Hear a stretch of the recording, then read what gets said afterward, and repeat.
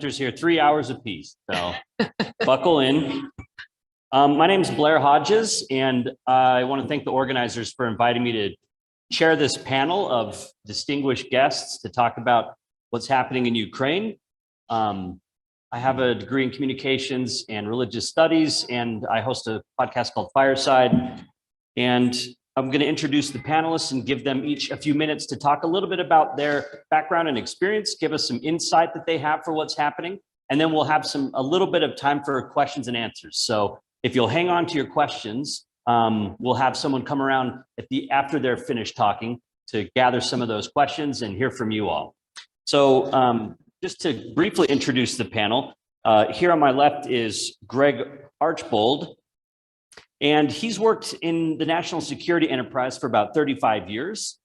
He is a retired Navy commander and has a PhD in physics. And he's going to be speaking today about nuclear issues, as we know that that's been on the table, unfortunately. And so that's what he will be addressing. Sitting to his left is Dodge Billingsley. And he's a defense analyst and a filmmaker. He's the director of combat films and research. He's a writer, analyst, and documentary film producer.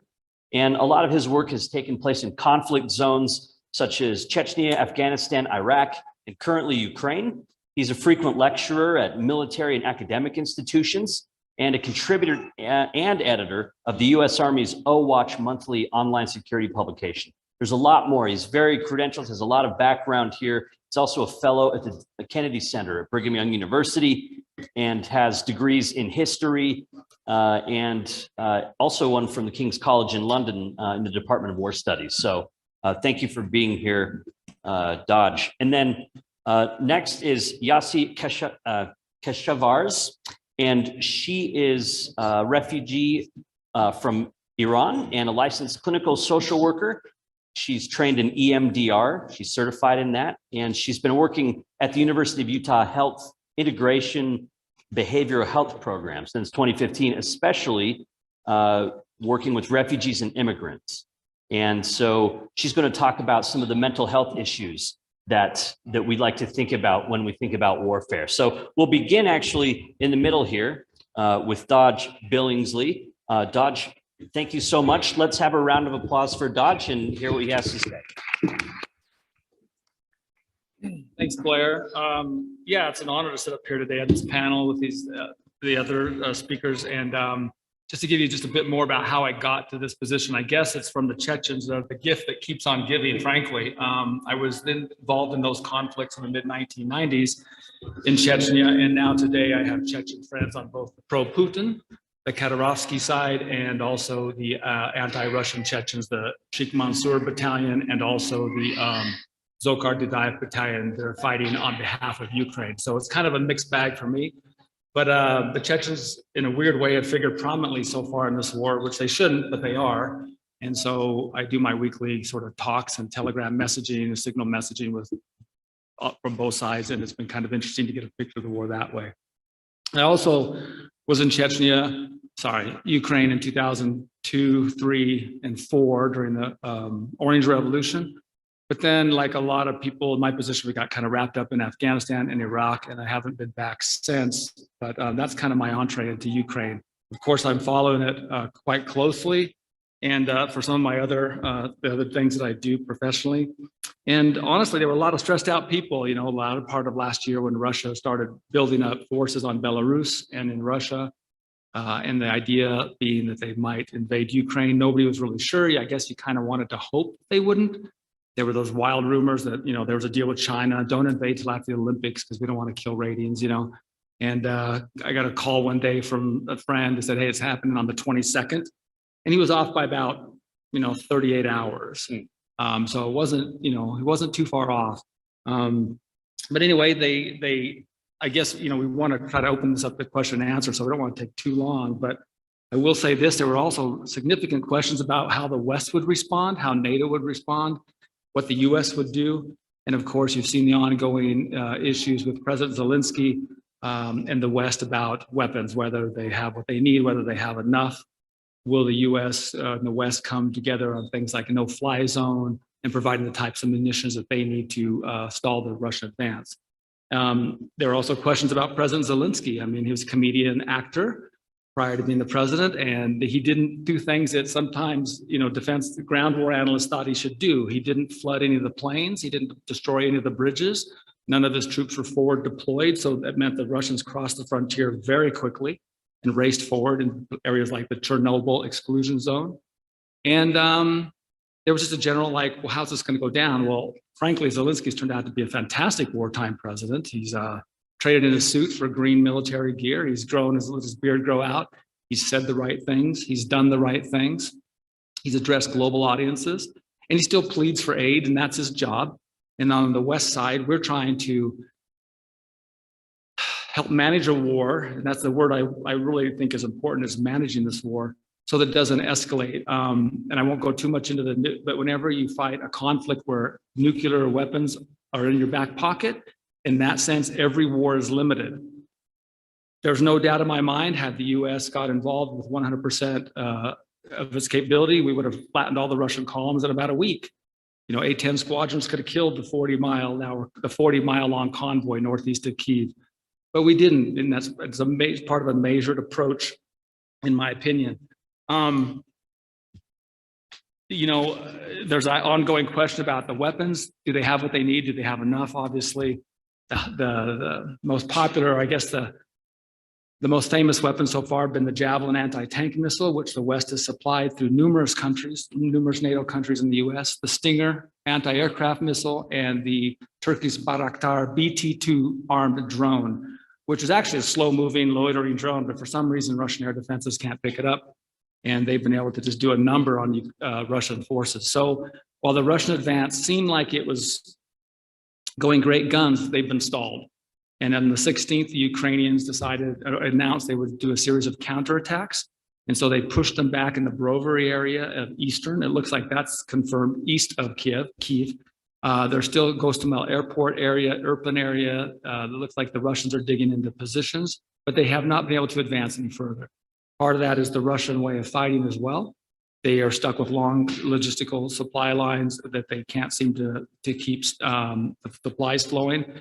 And the other factor, which I think is really important, is that Russia fights primarily with a conscript army and what you might call mercenaries, but they're not necessarily mercenaries. Some of their ethnic minorities, like the Chechens, the Khabarovsky. And that is an interesting story I want to get to in a second. But whereas the Ukrainians, of course, have it's their home, it's their defensive homeland. They know the streets, they know it. But more than that, they have purpose because it's their homeland. And so they're fighting for their lives, their very existence. And that always trumps a conscript army, which in many cases, there's evidence that a lot of the Russian soldiers didn't even know they were in Ukraine. They were on an exercise, and then all of a sudden they're in a place called Ukraine. Their vehicles are getting hit by RPG-7s and javelins, and it's not going well. So what's interesting is and if you think of the face of the war, at least on the information side, you kind of have two wars. You have a tactical ground unit combat all over the place. You have Mariupol that, again, was supposed to have fallen to the Russians 2 or 3 weeks ago. It still has not. They haven't captured the city center. They're still mainly east of the river there, the east side on that, because they use that highway from Rostov-on-Don to get in there. And other cities, Kharkiv has not been taken. None of the major cities have, and even in Kherson, which is supposed to be the link to Odessa from Crimea, they had to pull their air assets out because they've been hit so much. And it looks like that there's sort of a Ukrainian insurgency starting up there. So you might think it's going very well for the Ukrainians, but the part that's interesting to me is if you watch Russian media or read Russian media, it's the opposite story. The Russians are doing well. They're advancing along all lines. Anytime they stop, it's because they choose to stop and dictate. And it's Ukrainians, which are fascists and gay lovers and neo-Nazis and all the kind of things they've been trying to portray the Ukrainian leadership as, that has actually, obviously done the world and Russia wrong. And that's a bit worrisome. So we might look at it and say, cautiously optimistic, like, hey, we're having tactical battlefield success, or the Ukrainians are having tactical battlefield success. But that's not necessarily the message the Russians are getting. And so they can feed more and more people into this conflict. I know time is limited, so I don't want to leave it to question answered. The last thing I'll say again is I think that wars like this have to be managed. And I think though the questions will come up like, well, why don't we have a no-fly zone? Why don't they have what they need? If you saw the spending package, the weapons package that was been passed by Congress last week, significant amounts of weapons are going in. Do they need more? Of course, they'll need a lot more. No-fly zone, we might get there as it escalates. You never know. It's, but it's kind of a management issue when you have someone like Putin. You don't want to take him to brinkmanship plays a role in this. And the fact that the Russians have a doctrine for the use of tactical battlefield nukes. And so that's kind of one of those issues. So this is, in my opinion, in the first inning, and we've got a long way to go, but I think that's kind of the picture of it. The last thing I will say is that the Chechens, again, because I've alluded to this like 5 times now, it's interesting. You don't see pictures of Russian soldiers, all over social media, commanders yucking it up for the camera, but you do see Chechen commanders doing it. And it appears that they've been sent there some sort of psychological weapon, the fearsome, and they're going to wipe out these Bandera, these fascists and stuff. And, on day 2, one entire Chechen column was destroyed, 56 vehicles, and their general, Magomed Tushayev, looks to have been killed. They claim he's not, but he has never resurfaced. So it hasn't gone really well for them either. But again, if you look at their own social media, it's all really rosy for the Russian occupation right now. So I think I'll leave it at that and go on. All right. So just really quick, Dodge, I wanted to say one question. What has surprised you? What has surprised you most throughout all of this as you've been watching from the outside? What's the biggest surprise for you as you're analyzing what's going on? 2 surprises. One, the use of the Chechens as sort of the shock troops. But I think overall is Russia's inability to. So in my job at Command and General Staff College, I work for Foreign Military Studies Office, and our whole job is to analyze how foreign militaries fight. And of course, we key on Iran, China, Russia, some of our competitors or enemies. And the Russians have been writing about how to fight against drones, how to fight against drone swarms, how to conduct active air defense systems in tactical zones. And if you read what they've put out since the war in Syria, where they supposedly were practicing this stuff, you would think that the Ukrainians would have no success or very little success. And they're just not doing it. And I don't know exactly why they're not doing it. If they, I know training is a big part, but they're just not doing it. So I've been really surprised that like Russia does not own the airspace over Ukraine yet. It's a month into the war, and the Ukrainians still have 50, 60 fighters that we know of. That's public. They may have more are on the way. We have no idea. But the Ukrainians fly sorties every day, not to the number of the Russians, but the Russians have been unable to seal the airspace. And they're pushing them back now. And if they can push at least the tactical artillery away from the cities, they can't bombard them with that kind of tactical artillery. But then they just up it by using ballistic missiles, cruise missiles, and do it, from far away. But I've just been really surprised the Russians haven't been more efficient. Okay, thank you. All right. Next, you mentioned nuclear weaponry as a part of this. You mentioned brinksmanship, the idea that by escalating things, what's the next move? You do this, I'm going to do this. The stakes keep getting higher. The violence gets worse. So we're going to talk a little bit about nuclear weapons. And again, this is Greg Archbold. He has a PhD in physics, a retired Navy commander. And I should also mention as well, he wanted to make sure these are his own opinions. He doesn't represent the government. I saw that on your bio and thought I'd throw that in there. So please take it away. Yes, I don't represent any government agency, any employer, past or present, or any family member. And I mentioned that last one because Rhiannon is my daughter. I'm very proud that she put this together. I can honestly say she is the most genuinely good person I have ever known. And she is learning how to put that. Thank you. She's learning how to translate that into action, and it's really impressive. I'll also mention Rafe. I don't think it came up, but he was a missionary in Ukraine. He spent a couple years there. So that's how he formed a lot of those contacts. I also want to mention real quick, because I know I'm the one who picked them up, but the sunflower arrangements at the pulpit and the Ruby Snap cookies were all donated. So thanks to those, and thanks to the church for donating the facility use. So I grew up here in Salt Lake, and then I went to the Naval Academy. I was a class of 90, and I mentioned that for a couple reasons. If you think about the context here, I read Hunt for Red October as a book in 1987 while on a submarine in a training cruise, a month-long training cruise. And then that movie came out during my senior year at the Academy. That's also the year that the wall came down in Berlin. So, you know, being a bunch of pissy little 22-year-olds, we all thought that this thing we'd been spending the last 3 years studying, the Soviet military, was going away, and we honestly didn't know if we were going to have jobs. We quickly learned that human history is the history of armed conflict and that there will always be jobs. At the same time, of course, there was what George Bush first coined the term peace dividend, which in the 90s saw the big drawdowns, base realignment and closure, and a real, in the nuclear weapon world, a real loss of appetite to even talk about them or consider them. But I'll come back to that. So I was a submarine officer for a little bit. Then I came back here to the University of Utah to do my PhD. I've been working as a nuclear weapon design physicist now for almost 20 years. First at Lawrence Livermore National Laboratory and now at Los Alamos National Laboratory. And we can't talk about nuclear weapon design in this forum. So that's my real expertise. Nevertheless, over those 20 years, I've certainly paid attention to policy, and I've had some really wonderful opportunities, including I've attended 2 week-long NATO courses at the NATO school in Oberammergau, Germany. I did a year-long fellowship at Texas A&M in national security studies and policy. And I've worked intimately close with some of our Air Force partners on intercontinental ballistic missile warheads.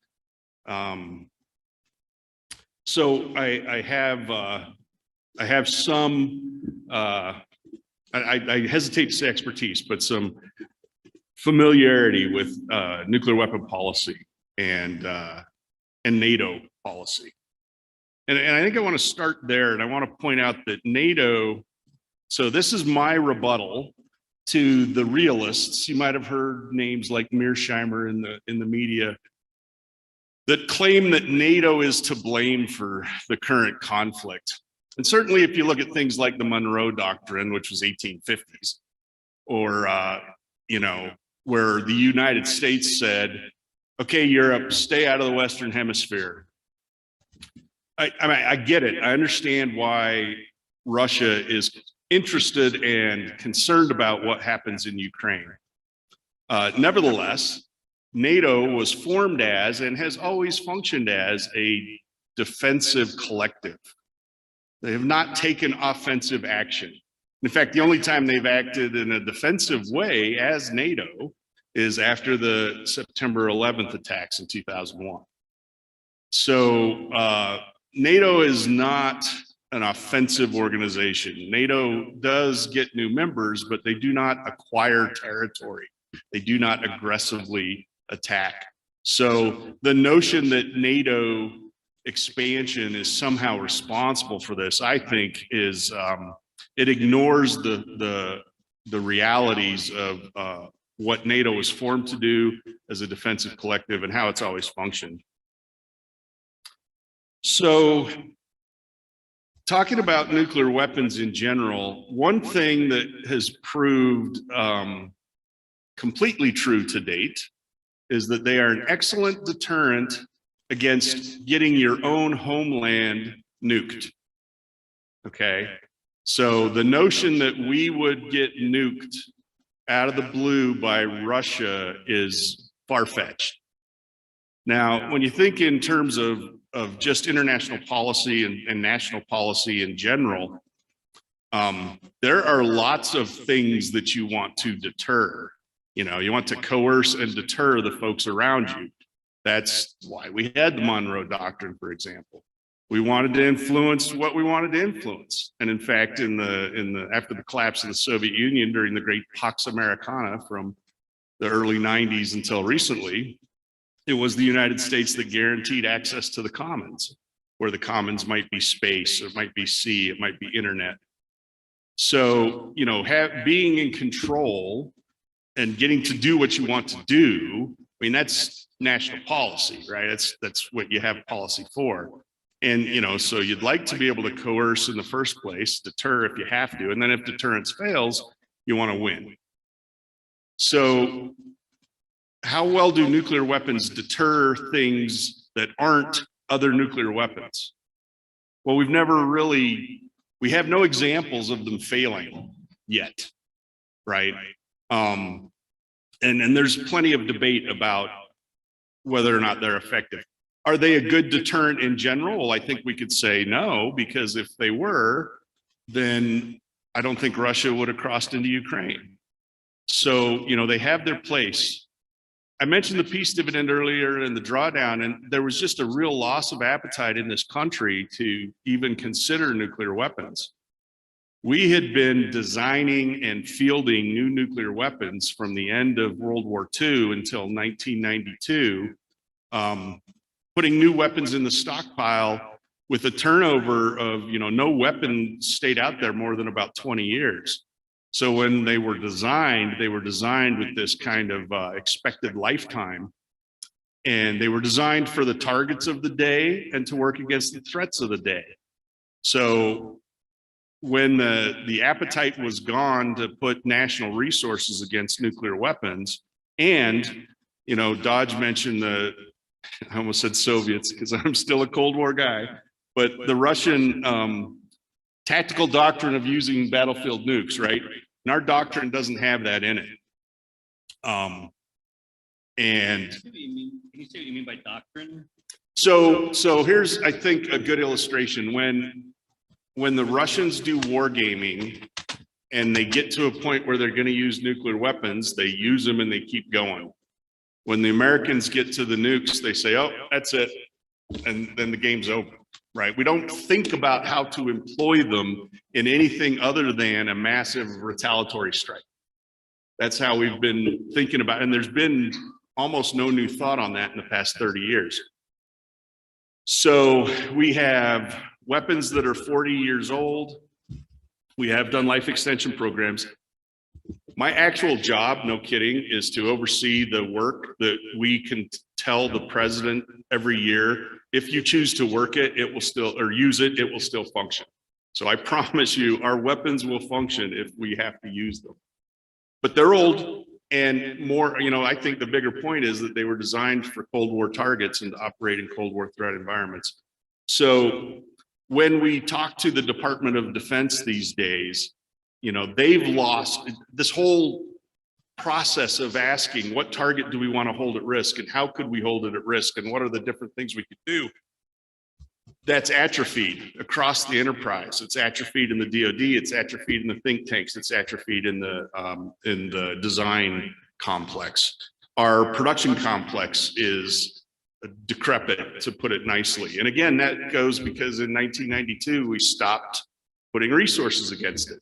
The place where we used to make plutonium components in Rocky Flats, Colorado, one day they were, you know, Cold War heroes, and the next day the FBI came in with the EPA and shut them down. And that's just an illustration of the shift in thinking that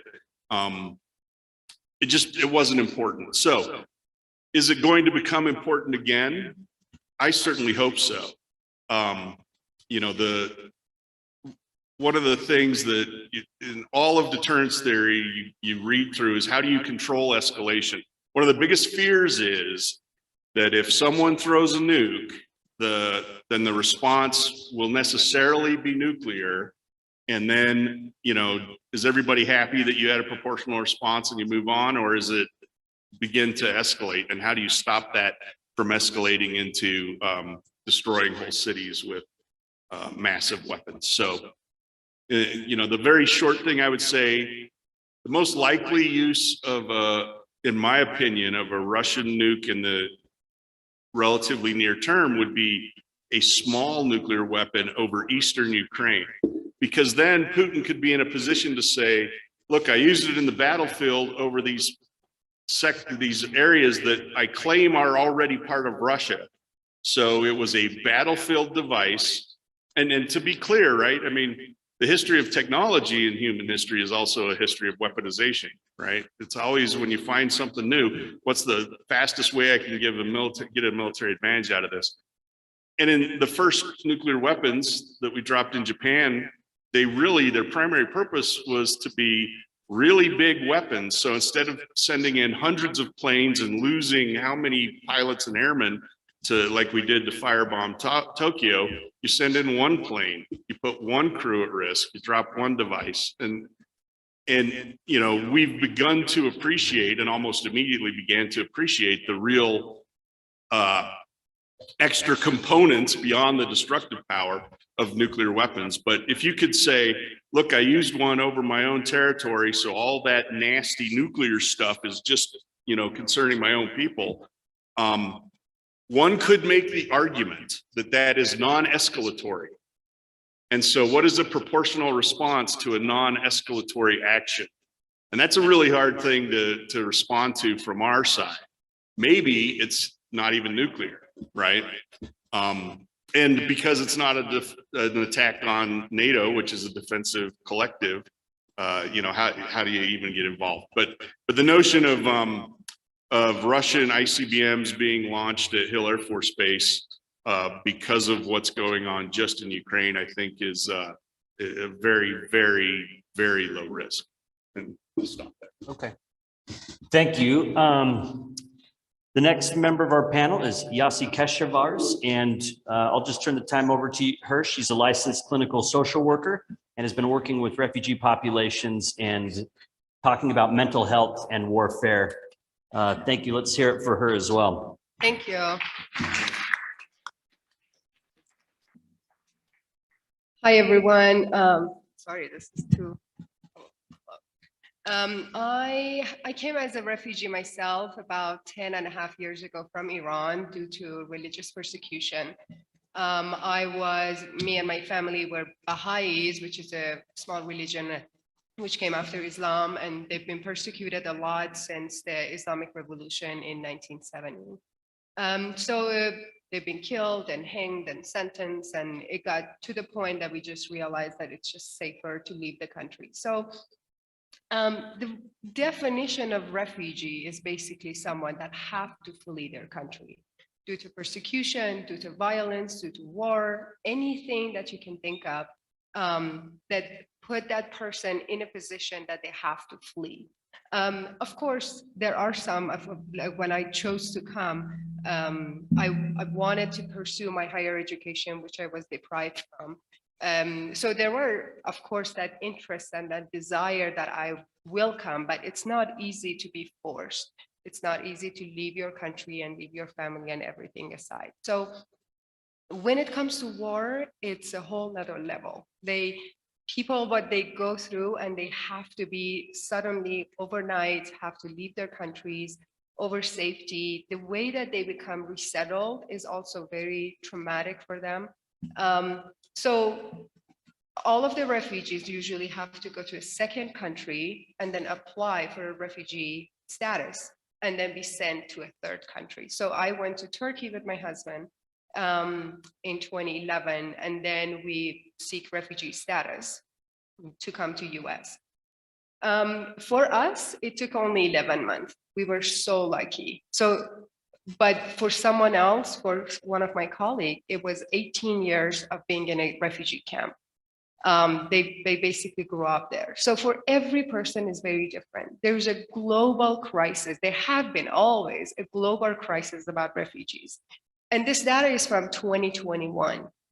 There were 79.8 refugees that were resettled somewhere in the second. Can you hear? Waiting to be settled in a third country and being able to start a new life. Only 1% of all these refugees get resettled. Basically, I'm and many others that are here are like a miracle. So when they come, the resettlement nowadays after the Afghan crisis have become more challenging. Many of Afghans have been kept in like military bases, somewhere that is traumatic for a lot of families, especially children. I don't know how it's going to turn out for Ukrainians and how we're going to resettle them. I know that they're now resettling in many countries around in Europe, but how are they going to be resettled? Are they going to be provided with homes? Are they going to be sitting in camps? Like, how is it going to look like in the future? That concerns me as a person that kind of went through. I was, again, one of the lucky ones. I had a home in Turkey that I could live in. I was able to kind of afford a basic life, but many refugees will not have that and have not had that. So wanted to say a lot of these refugees are children, and majority of them are children and women. And a lot of these children are unaccompanied. So I worked at Catholic Community Services for about 5 years, and they were actually my own resettlement agency. So I worked at the adult program for a short time and then worked in the refugee unaccompanied program. And the resiliency of these kids is amazing. Trauma don't define them, but trauma make them very resilient, very, they fight for life here. And many of them went through like grad school and they want to go to the medical school. And so I'm hoping, and I'm very hopeful that this is going to be the same case with Ukrainian and others and Afghans that we're having, that they're going to, that the tiny little percentage that are going to be miracles to be resettled here, they're going to be given a lot of opportunities. What is really important is how we as the community welcome them. There are now 60,000 Utahns that are refugees here, but this is the data from 2021. Things have changed a lot, as you know, especially with Afghans. So the US have implementing very new kind of status. So in the past, we had refugees, we had immigrants, we have asylum, and now they're adding a few more so that they can accept more. And I'm sure they're going to do the same with Ukrainians too. So they're around you, they're around all of us. And what's so important is to make them feel belonged. This is the most important thing a refugee would need. Right now, it made me even emotional. Right now, my kids are with my friend. Sorry.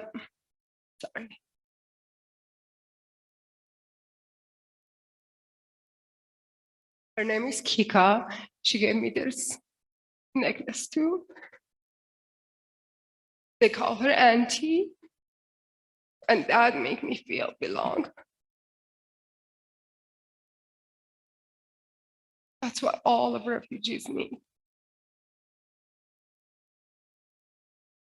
Sorry, I'm going to take just 5 seconds to settle back in, but refugees go through a lot of mental health issues. Anxiety, depression, post-traumatic stress is one of the 3 most common mental health issues that they go through, but they're also victims of torture, some of them. They go through adjustment disorder, which usually turns out into major depressive disorder, generalized anxiety, and PTSD symptoms. A lot of them show somatic symptoms and somatic disorders, especially those like, for example, Afghans or Middle Eastern countries. There is a pride in showing themselves strong, especially men.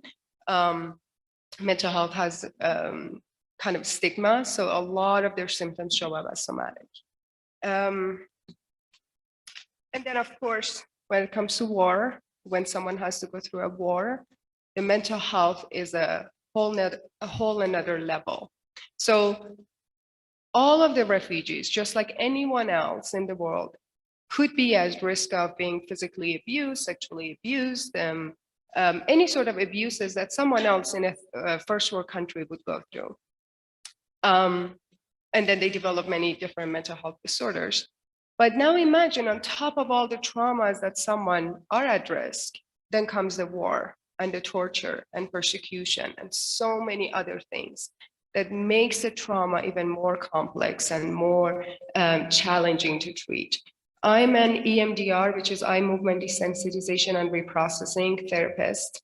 It uses the eye movement and desensitize the person over what happened.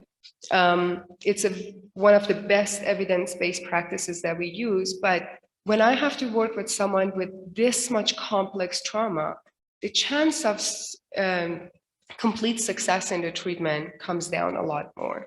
So when they're around you, maybe just, and it doesn't necessarily have to be a conversation about their mental health whenever they were ready to share, but have that in mind that they went through so much that it's very, very hard to even imagine. So being open, being curious, wanting to learn more from them and not having assumption, I think is one of the biggest things that we can do as a community. These are just a couple of funny examples, but when I came, they asked me like, so was it so weird to like see snow for the first time? Like, no, we have snow too. We have like all different kinds of climates, but in a way that, you know, it's not curiosity, is like, this is my assumption and you're just going to confirm it for me. So it's just being curious to learn more and more about their cultures, about their experiences, and never asking what they went through without them wanting it. You have no idea how many times I was asked that, why are you here? Then why are you a refugee? What happened to you? And I don't want to explain that to a stranger in the store that I don't know, right? So it's just being very curious and open and wanting to learn more, but whenever they're ready. And having that in mind, that as a refugee, I would have to probably explain it every single day. And it's very like, so imagine that you have to explain your trauma every single day to people and get triggered over and over and over again. So being kind of diplomatic about how we approach people and how we like to learn about them is very, very important. Like one of the other funny examples, someone told me like, was it so hard to learn how to drive and just learn the laws and stuff? And I was like, we don't ride camels in Iran, like, you know that, like, we don't live in tents. We have a big city that even like the capital of Iran is just so much bigger than Salt Lake. So these are just, I'm just throwing these examples. So it just gives an understanding of how important it is to choose our words right, to help them feel belonged, help them feel understood, and help them see that someone is interested in just getting to know them as a human. Also, there's a lot of kind of not misunderstanding about that refugees come here and they're just taking all these governmental financial support and they're just going to misuse it, or they're just here to just have fun. And it's really not true. I can't remember the study, but it was a little while ago that they done a study and they found that refugees in general, they actually brought a lot more finances and economic and job opportunities compared to others. Like refugees will bring that in the, yes, there are a small percentage of them that might use disability and use Medicaid and many, many more services, but it doesn't mean it's going to be forever and it's going to be all of them. Do I have a minute? Okay. Hey, so what I also just like the very last thing that I wanted to say is we only have one planet Earth. And when someone is forced to flee, we gotta share it with everyone. We don't have any other place to live. When someone goes through wars, and I want to bring this into consideration too, that we have been very open, I think, as the community and in this country about Ukrainians and seeing them from European background. And there have been, you've probably seen reporters making very inappropriate comments that they're not like Afghans, they're like civilized people. Like we gotta be very, very cautious of how we are dividing them. And they're the same people. We all are from, like, if we take the skin off, we all have the same frame. We don't look any different. So let's share this place with other refugees. I want to just at the end to just mention, there are a lot of mental health resources for refugees. If you know someone, if you want to do something, I would say volunteer for Catholic Community Services that are right outside. They're a great agency for resettlement. They provide a lot of services for refugees. They're also Asian Association of Utah. There is Utah Health and Human Rights, a University of Utah, where I work, and Huntsman Mental Health Institute, which is also my employer. University Neighborhood Partners, the Refugee Center, Valley Behavioral Health, Summit Community Counseling, and many more. So there are a lot more out there. And if you don't know, I would say just you can reach out to, again, CCS, Catholic Community Services, or IRC, International Rescue Committee. Thank you so much for the time. Sorry I got emotional. It's been such an amazing program, and I really appreciate everyone putting this together.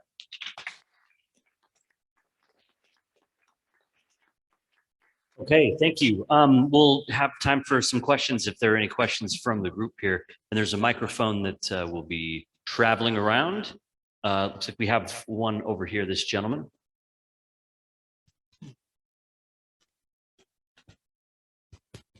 Thank you all for your time. This is a question to any of you. How do you see this ending less poorly in the absence of huge international escalation involvement?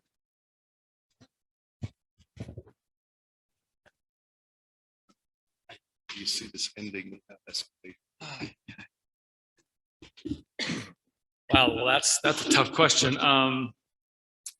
Well, first off, I think what you're seeing even in the last 48 hours is that Russian objectives, at least in the media, what they're putting out have changed. Like, it looks like they're willing to now solidify control over the Donbass region, and Putin will sell that as a victory. And I think that's very important. We have our own experience with this in the United States, is that, you know, we start with a goal, what winning looks like, and we shift the goal because you want to leave with honor. And it's no different for the Russians. You have to have an honorable outcome. Putin cannot afford to lose. He cannot afford to outright lose. And I think that's in the calculus of our administration, as it would be in any administration, is that someone like Putin, with the control and the power that he has around the region, and you could argue in the world, if you embarrass him, if you beat him up real bad and make it quick work of him, is that a good thing? And I don't know the answer to that.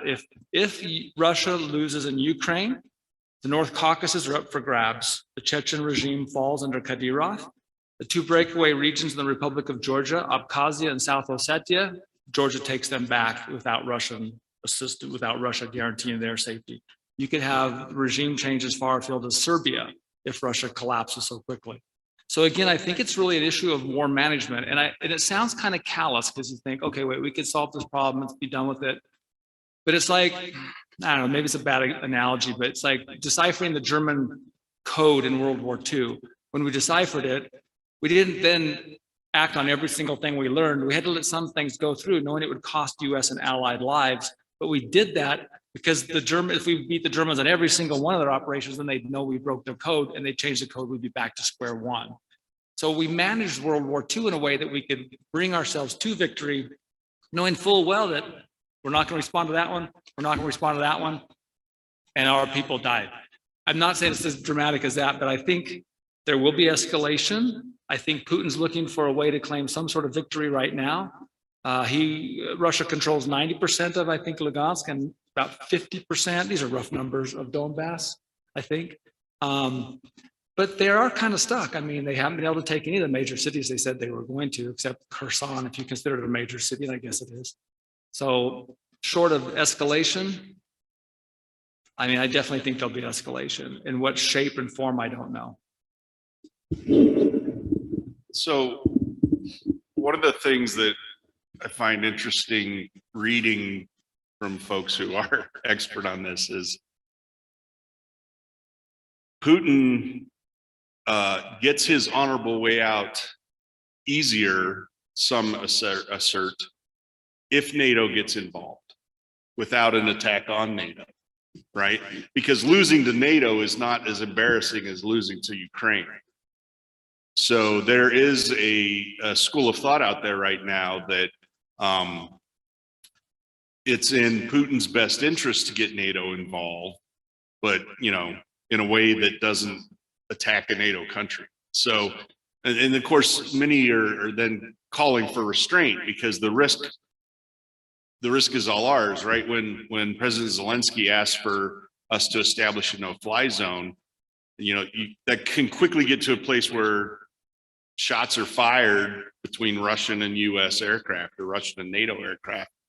And that's a shooting war, right? And I admire President Zelensky, and as Dodge said, he's doing his job by asking for those things, but it's no risk to him if we put a no-fly zone over Ukraine, but it's a huge risk to the US getting drawn into, and that would be a major escalation. I don't think we would just,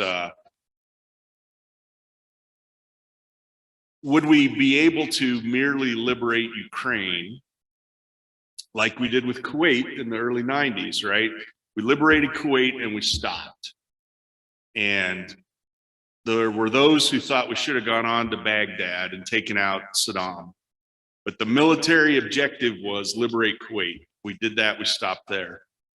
There are those who argue, again, another school of thought, that people, dictators, if you don't fully ruin them, they're just going to come back and they're going to do these kinds of behaviors again. So, I don't know the answer.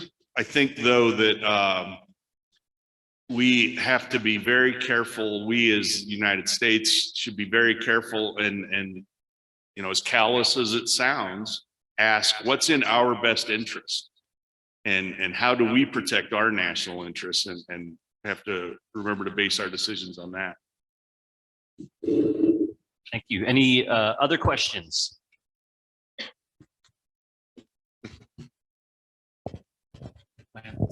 Okay, so my question is directed primarily at our third panelist. As of the beginning of this week, there were 10 million Ukrainians that were internally displaced in Ukraine. 3.5 million that had become refugees fled Ukraine, and 2 million of those at least have gone to Poland. And I'm curious what your opinion is. Do you think that all 2 million of those Ukrainians are going to stay in Poland, or does Poland hope to spread them out between either other European countries, or if the war is resolved soon, does Poland want to send them back to Ukraine? What are Poland's plans with the 2 million, or what do you think, in your experience seeing other issues with refugees, what do you think Poland might be considering to do with these 2 million Ukrainian refugees?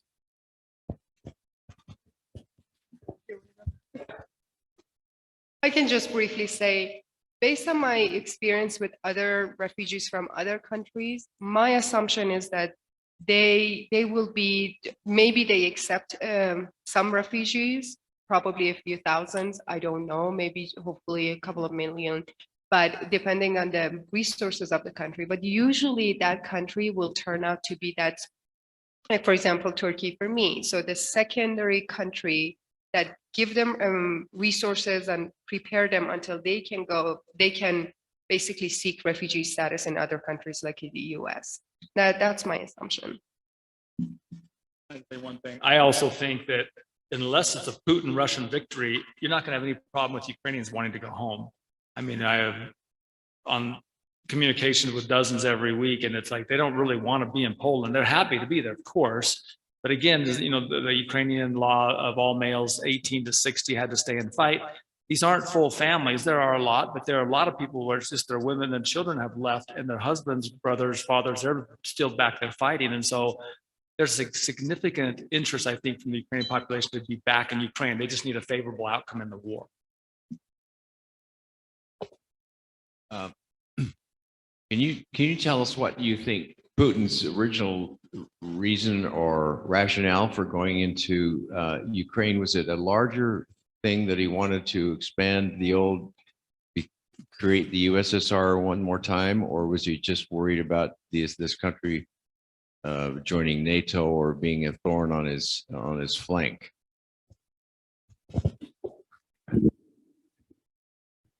So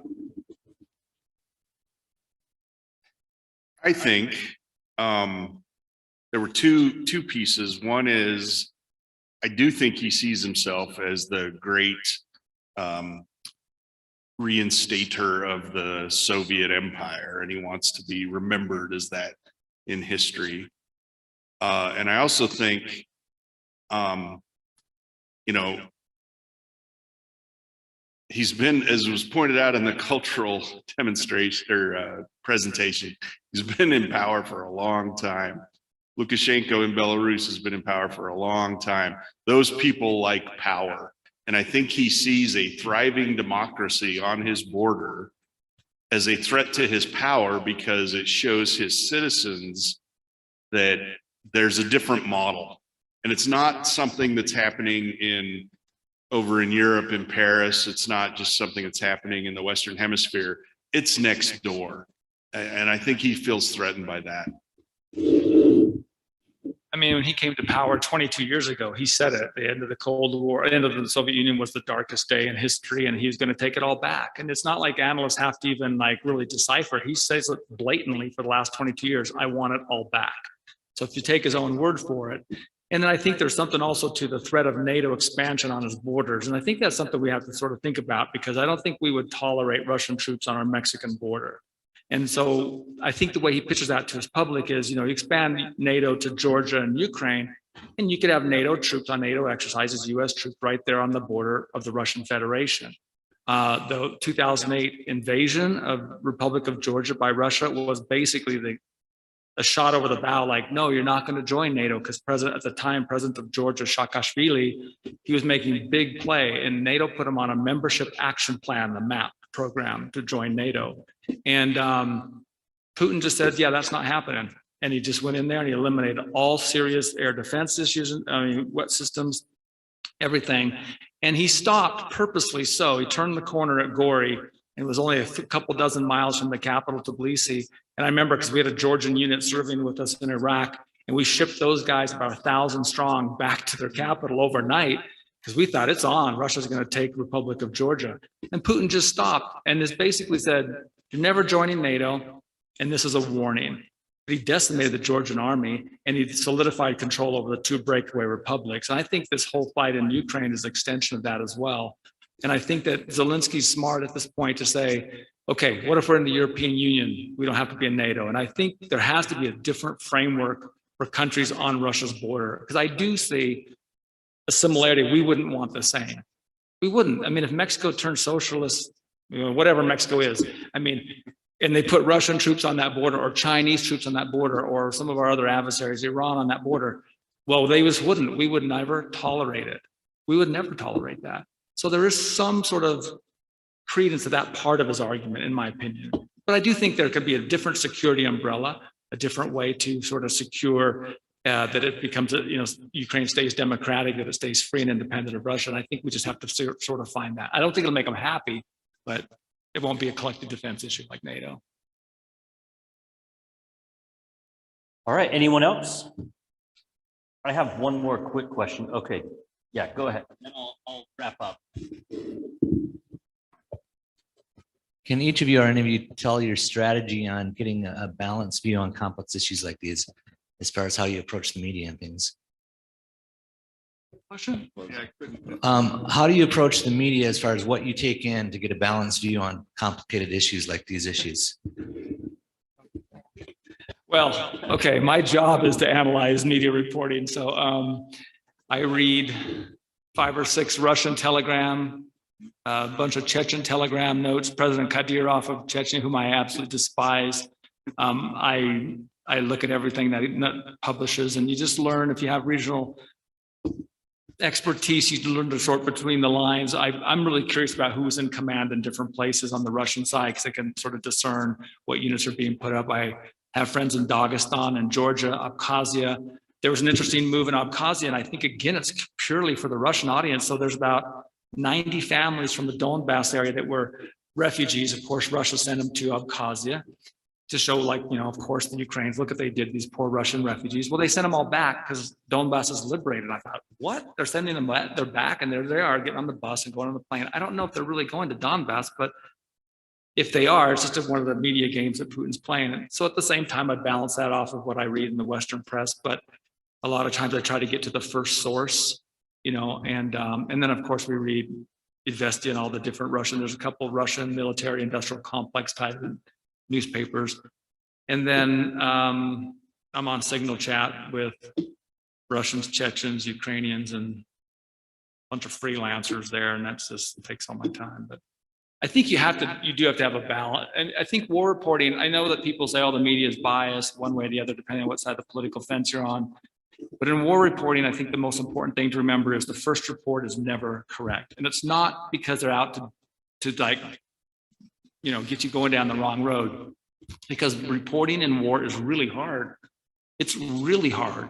You can only take what they give you unless you were there to witness it. And war is really, really weird. When I was in some of the urban fighting settings, like in Grozny in the 90s, our block's completely calm. And the unit over there just lost 200 men in like 10 minutes. And I walk around the block and there's dead laying all over. I'm like, what happened here? Oh, you should, I write this up. I don't even know what happened. It was only like 400 meters away. So it's really difficult sometimes. This will be the first war that's probably overcovered, frankly. I mean, everybody out there with a gun also has a GoPro on their helmet and a phone, and they're planning social media. The trouble is you have to figure out how to digest it. And so what I've really tried to do in the last couple of weeks is learn which ones are secondary and third sources and which ones are actually on the ground, and then that helps a little bit. But no, it's kind of messy to try to recover a conflict like this. For a generally good sort, like if I don't have time for all that. Yeah, Or the I know. expertise for all that. Well, Is there a source that you would generally say, you have to take everything with a grain of salt, but generally responsible reporting comes from where? and I've seen some amazing articles from the Post, from the New York Times, from the Washington Journal. BBC always does a very good job. German DW does a really interesting job. They have a perspective, which I appreciate. Well, I can tell you flat out, Russian state media is a joke. I mean, and I'm really, the one thing I will say that I think is really great is RT is now off the air in the United States. That was a propaganda channel. And I'm like, why is it even allowed here? I know we have free speech and I get that, but all it did was sow the Russian information war for 20 years. That Putin's been fighting this war in Ukraine for 20 years in all the former republics. He's built the information environment. He's got his population ready to go on this. He's convinced half the world that this is the right thing to do. It's all through information operations. So I did watch RT religiously, actually, when it was here, just to sort out the BS that was on it. But I don't know. You don't have to read too many. I think a couple of the main ones. LA Times had a fantastic article about something I didn't see picked up anywhere else. So it's not really, I would just say your major credible investigative news sources are all going to be okay. I just wouldn't rely on any single one. I have friends that will not even touch the New York Times because they think it's anti-Trump and they love Trump, and that's fine. But I think if you're not reading the New York Times or at least scanning it, you're missing out on a good section of news that it's not pro-Trump, anti-Trump, pro-Biden, anti-Biden. And that's the last thing I'll say is we have to support our president as a wartime president. And I hear people say, well, if this guy was in office or that guy's in office. No, Putin started this war. And he started 22 years ago when he came to office. He said, I'm taking it all back, and he had time on his side. So whether it was this administration, another administration, it was only a matter of time. Russia may have tried to get us, or the West when we were maybe weakest.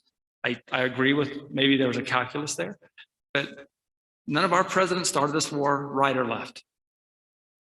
Sorry, I went off on a tangent.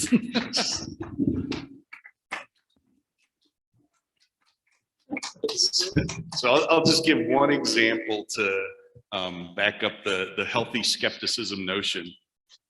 Some of you might remember 20 years ago, the USS Greenville sunk a Japanese ship that was a fishing ship with students on. And I remember reading the initial reporting and just thinking, okay, I've done the thing that Greenville was doing. I've been the one operating the submarine at that time. And what's in the report in the newspaper doesn't make sense.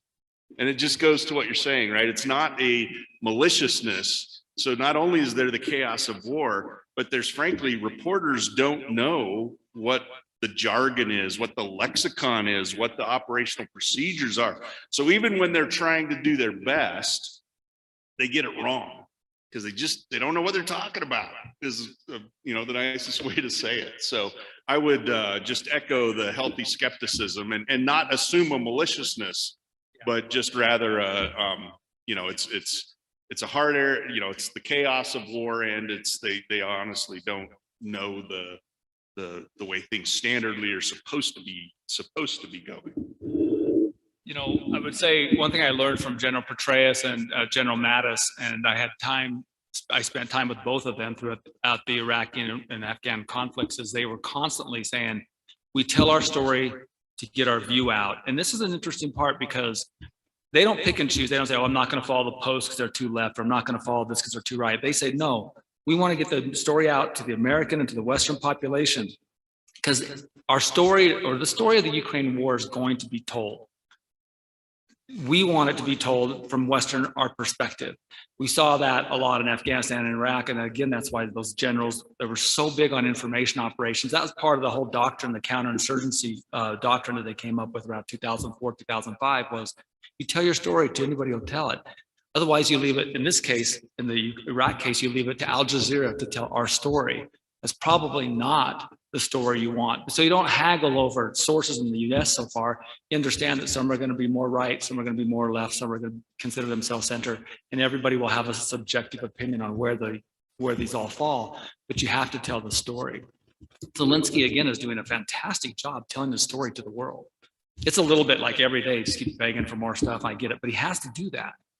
And like he mentioned, we have our own interests. We have to then take that in and understand why he's doing it and understand where our position is. But I think there's, Okay, the last thing that I want to ask of the panel, thank you, is, and then we'll wrap it up. Just a quick answer. What's one concrete thing that you would recommend the people in this room can do? Because it feels a little helpless sometimes sitting over here in the United States, in Utah, we feel safe. What's a concrete thing that you recommend that we can do in response to what's happening in Ukraine? You're in this room right now because Rhiannon was unsatisfied with my answer a month ago. She said, what can we do? I said, don't complain when gas prices go up. She said, that's not enough. And so she put this together. So, I would say find charities you trust to actually deliver to the victims and support them.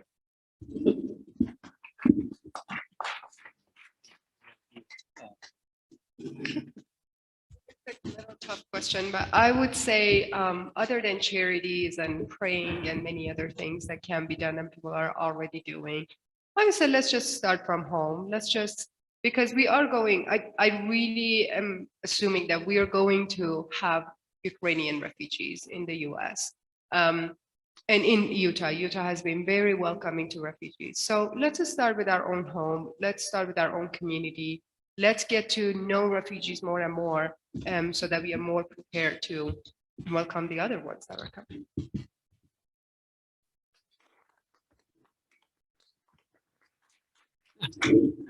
I don't know if I have a concrete thing I can say.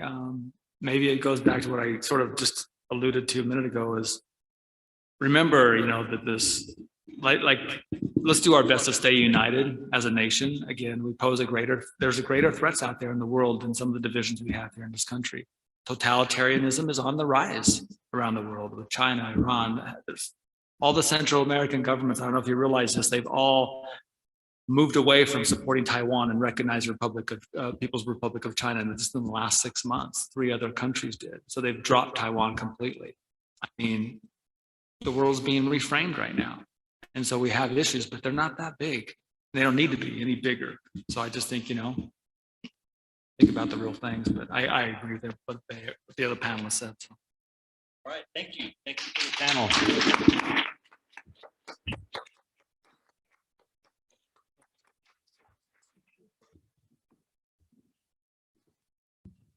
I just want to say thank you so much to our panelists. Can we give them one more round of applause? I really appreciate their willingness to donate their time and talents and expertise because obviously it's taken them many, many years and a lot of hours and a lot of time to develop the knowledge that they have now that they shared with us. So thank you so much. And we have a gift for you, so don't leave before we give that to you. Just wanted to say thank you everyone so much for being here. The fact that you're here just is demonstrative, I don't know, of how much you care about the current issues. So thank you so much for being here. Before you leave, we do have refreshments. Direct Relief still has their table out there. They have that silent auction running with some pierogi dough and some other really awesome objects. And then we also have Catholic Community Services who are still here and who are happy to talk to anyone who's interested. So yeah, thank you so much for coming and we really appreciate you. And Evan has one thing to add. There.